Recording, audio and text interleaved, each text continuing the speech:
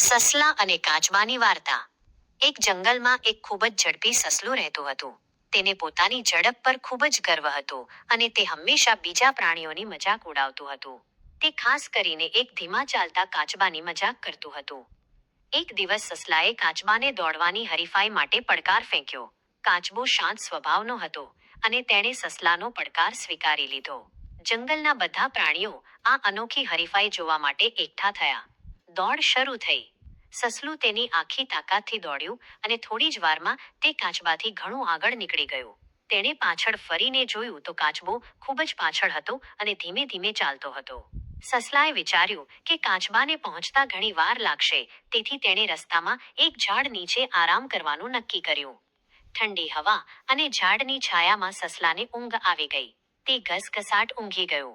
બીજી બાજુ કાચબો ધીમે ધીમે અને સતત ચાલતો રહ્યો. તેણે એક પણ ક્ષણનો આરામ લીધો નહીં. તે જાણતો હતો કે તે સસલા જેટલો ઝડપી નથી, પરંતુ તેને પોતાની મહેનત અને દ્રઢ નિશ્ચય પર ભરોસો હતો.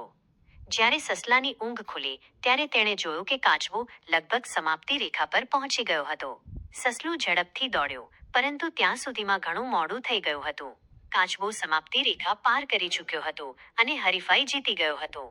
બધા પ્રાણીઓ કાચબા માટે તાળીઓ પાડવા લાગ્યા. સસલું ખૂબ શરમાઈ ગયું અને તેણે પોતાની ભૂલ સમજી. બોધ: આ વાર્તા આપણને શીખવે છે કે ધીમે અને સતત કામ કરનાર વ્યક્તિ હંમેશા રેસ જીતે છે.